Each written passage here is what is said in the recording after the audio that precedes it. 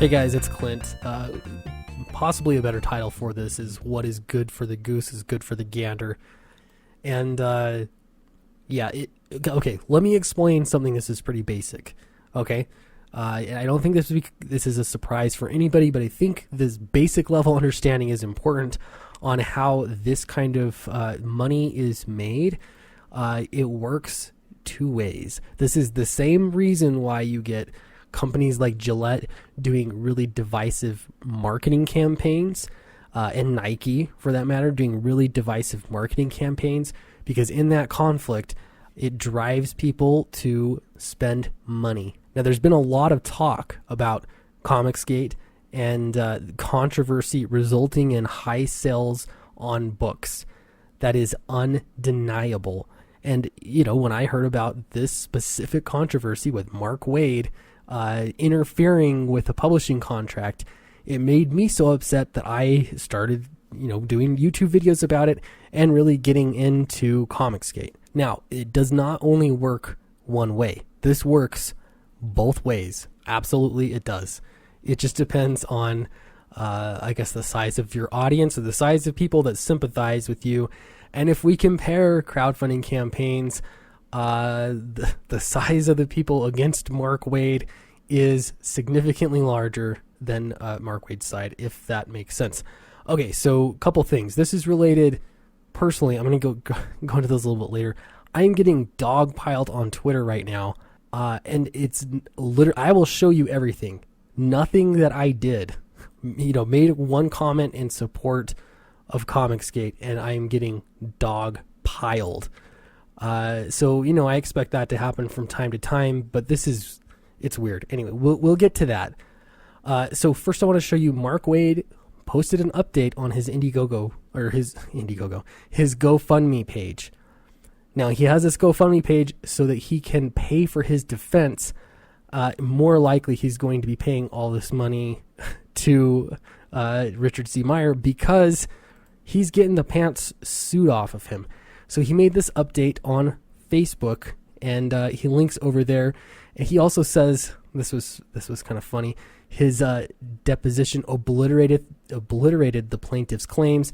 If you've watched any of Rakita Law's stream going over this response to the deposition, or in the deposition, he's a lawyer. He explains it well, but it's not really that hard to understand that Mark Waid is in serious trouble. So to say that it's obliterating the claim, it's cringy to even hear that. But this is the kind of thing that they do. It's all about posturing and saying one thing, and that way, when he doesn't win, when he does not get his way, he's going to be blaming it on the justice system. He's going to be blaming it on everything other than his own actions. All right, so here we go. Lawsuit update. This is by Mark Waid on Facebook. I just got to say, too, by the way, I don't get on Facebook very often. Don't try to friend me on Facebook. I prefer like Twitter or Instagram, or email me, anything like that. Facebook I just don't use very often.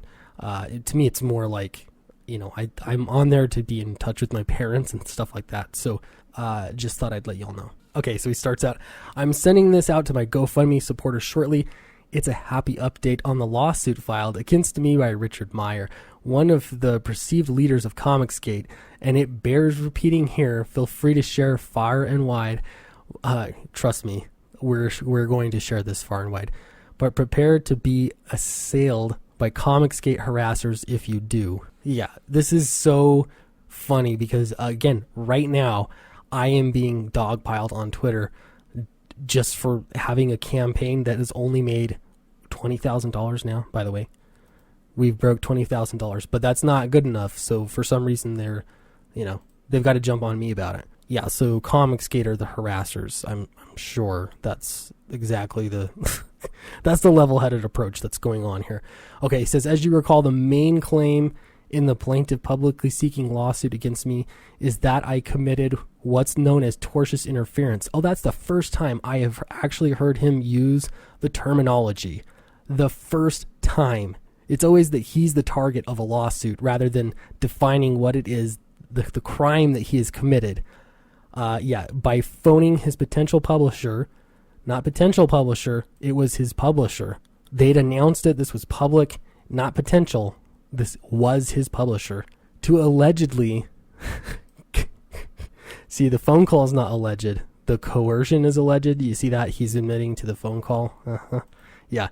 To coerce and intimidate him into canceling a graphic novel contract he had with the plaintiff. This has been the relentless, unending narrative of the plaintiff and his followers since May 2018. This has also been reality, too. I mean, a lot of people that have even like Mark Waid and have supported him, been on his side, they're admitting this happened. I mean, how else do you spin this? There's a paper trail. Okay, there have been thousands and thousands of social media posts and hundreds of hours of YouTube videos since then, putting this forth to be an absolute, unassailable truth, using it, worst of all, as an excuse to spew all sorts of objectively bigoted. Who's used this as an excuse for anything? And how isn't it by your own rules that you can't be bigoted against a straight white man? I don't understand this. This is ridiculous. Racism, misogyny, So, he's going to go down the checklist of deplorable things he can think of. Yeah, there have been lots of YouTube videos. This is the thing. This really is David and Goliath. The small platforms where anybody can go and start a YouTube channel and make a video and have an opinion and voice that opinion, or make blog posts or tweet on Twitter or post something on Facebook. Those are little people. What you have are the Washington Times. What you have are Bleeding Cool. You have, every major comic press, every mainstream news, and Comedy Central, for crying out loud. They're all singing your narrative. So making it sound like, again, you're somehow the victim here. This drives me insane. Okay, so he continues. The publisher who I allegedly threatened and coerced was deposed last month and gave his testimony under oath. Here's the link. Yeah, we all read it. He gave his testimony.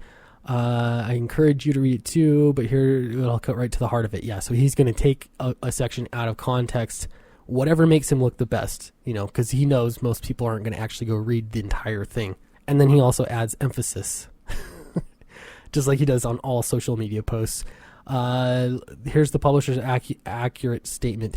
Did you made the decision for Antarctic Press, correct? Correct. Okay. And that was your decision, correct? 100% correct. Yeah, the claim is not that you made the decision, Mark Waid. Nobody's claiming that was you. They're claiming that you influenced this decision. And if you look at the text messages back and forth between Mark Waid and the publisher, you'll see that there absolutely was coercion and pressure into doing this and making this decision, yes, 100% on his own accord. That still doesn't mean you didn't interfere with the contract and you made that decision voluntarily, correct? And Mark Waid, did he do anything to prevent AP from publishing Mr. Meyer's book? No. All right. He didn't do anything to prevent the book from being published. What he did do was convince the publisher to make a 100% decision to refuse to publish the book. That is where tortious interference happens. Not to mention you didn't bother reading the rest of the report. You cherry-picked something out that you thought would make your case sound good. So here's the thing. He's using this little clip to make it sound like he's in a winning fight. He wants you. This is what he wants. He wants this number to go up. He wants more money so that he can continue to drag out this legal battle and make it as expensive and as painful as possible to Richard Meyer. For all the complaints about, Jawbreakers making so much money because of this controversy, or I can't even think of it, Cyberfrog, or, any of the other books that have made so much money because of the controversy, if you think it's not working both ways, you're wrong. There's a reason why he's raised this much money, and that's because he can control the narrative in his own little circle, and he can convince people to give him money to fight this fight. Not enough people, apparently. He's going to keep asking, but this is the truth. This absolutely is being used both ways. Man, that is a long post. It's being used both ways. Now, I don't have a problem if like people are monetizing social justice warriors. I don't have a problem with that. I don't think it's a good idea to go out of your way to seek it. And I joked about that on a live stream a little bit, but I can tell you that this is not something that's worth it. It's really not. However, if they go after you, yeah, I mean, this is exactly why I feel like, Richard Meyer, your boy Zach, his GoFundMe campaign is important because that's the legal war chest that's going to be used to stop people from determining who gets to publish a book or who doesn't get to publish a book, who's allowed in the comic book industry and who's not allowed in the comic book industry. All right, so that's the meat of the video, and that's basically, if you came here to watch Mark Waid, that was it. So you can move on if you'd like. The thing is, I want to draw the conclusion here. I want to draw a comparison because you might know that there's this campaign called Deadbeats. Where is this thing? Deadbeats, okay? And, it's been used by people on Comicsgate as sort of like some competition, a benchmark to cross. I've seen it be used a lot. Honestly, I don't care that people do that. It's, I don't see anything wrong with it whatsoever. This campaign's funded. Good for them. That's great. I have no interest in reading it, but, that's a totally different point. But people in this camp, and I've been seeing it because I've been jumping into my other Twitter account and looking at people that have had me blocked, and they're doing literally the same thing. So people are complaining a lot about Comicsgate and, the fact that they're making money on books. Like, if you make too much money, that upsets people. And so they're throwing a stink out of it.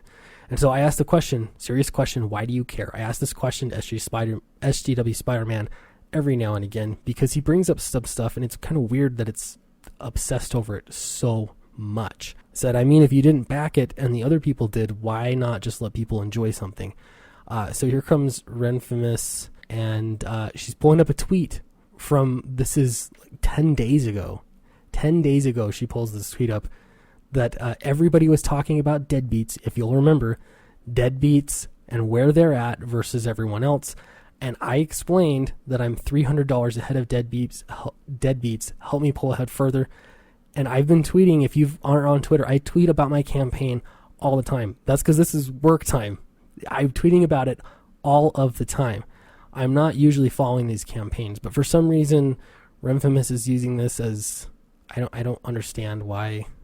What's the difference between, like, I'm fine if they get funded and people read and enjoy their book. It's not the same thing as saying that everyone's going to be upset with the book, that they get it. You know what I mean? You're not trying to sell your own thing. You're just trying to ruin someone else's. I don't really understand that. Okay, so the truth is Renfamous has a book, on Deadbeats. Now, if you've been wondering why some other campaigns have been doing so well, part of the reason is because of the drama. This, just like fundraising, it happens with fundraising money, for books. I'm sure I'm not surprising anybody. This is just how things work. Now, they do the same exact thing. She's got a book in this campaign, and she's decided to pit it against my campaign. And, in true fashion, this is the whole, again, I've explained it. I had the whole video on the public relations aspect of it. It's the same kind of thing. Making an accusation with a tweet, something that looks like evidence, and assuming people aren't going to go ahead and look at the date, okay? And, just read what's behind it because it looks like something else from the surface. So then, I'm getting piled on on my own thread because my book is not making as much as Deadbeats. They got funded. They're at $26,000 now. And let's look at this. So this is my campaign. You'll see I had an excellent day one. Things had a trajectory. We did have an accidental donation of $2,500, which was big. That was corrected and refunded. But you can still see the same trajectory. And in fact, if we connected the dots here, you'd still see the same growth rate. This is a predictable campaign, and this is how most things work. Okay, on the other hand, this is Deadbeats, and I realize it's a different platform. And that's because one's on Kickstarter, one's on Indiegogo. They look a little different. This campaign, you'll see, has its boost, and then it has its plateau. There's a plateau that happens, and then all of a sudden the trajectory changes. It moves up, gets funded, and now you'll see that plateau again. These aren't major things, but you can clearly see it you just look at it. You can clearly see there's a plateau, it raises. They still have several days left to go in the campaign. My guess is that it'll stay about plateaued because they got funded, they reached their goal, and that'll be on. Okay, so you might ask, why? Why is there a sudden trajectory change in the middle? I explained the change with mine. It was a refund. The one here, there's a change that's going up. Now, all of the drama that was going on, if you had been following any of it with that Umbrella Guy and Renfamous and a lot of the other comic book pros, it was really hard to follow because there was so much going on. Tug does a good job of explaining, what was going on. Now, I joked a little bit on a live stream that, man, that was really working for him. I don't believe that he invited it. I believe that it happened and he monetized it. And so the thing is, again, just like Mark Waid here, it goes both ways. The problem is that the campaign grew all that it could, and then that Umbrella Guy's campaign exploded so far beyond anything that was even within reach that it didn't work for them anymore. It was working for Tug because he was winning. It wasn't working for Deadbeats because they weren't. They were behind. So now, now Ren is trying to monetize me and my campaign. Again, it works both ways. I've seen Aaron Alvarez doing posts all about it, making controversy, and then telling you to buy his thing. I've seen it happen. Okay, I've seen it happen everywhere, and now here it is happening. And it actually looks pretty great. Talking about my campaign, I know it does look great. Kind of a shame you thought you had to pit against Deadbeats to get support. I didn't, honestly. I didn't. People were asking about where everyone's campaign was in comparison to Deadbeats, and I tweeted about it. Context matters, timing matters, all of this matters. But again, it doesn't have to be evidence. It just has to look like evidence. All right, so, the truth is none of this really matters all that much, but I did want to point out that there is a trend. This kind of stuff happens. It has a big effect. And so, it's hard to know what to do, because how do you correct people when they want you to believe that they're winning? Because when you're winning, there's more chance that you're going to get more support. People want to bet on the winning racehorse. They don't want to bet on a loser. When you're losing, things don't change. They stay exactly the same. And so this kind of line like this, he is probably convincing, I don't know, at least a few people within this circle that aren't seeing all the evidence that he's the winner, and that's where people should be putting their money. All right, so I hope this topic wasn't way too into the weeds. It's just interesting. It's something that I observe happening all of the time. If you want to support Downcast, honestly, I really strongly believe in this book, independently of any other book or whatever anybody else says. I believe in the book, and I believe that it'll be a fun and enjoyable experience that'll be politics free. So if you're interested in backing it, go check it out in the description below, and you can even read the first 5 pages there. Thank you very much. I will talk to you next time.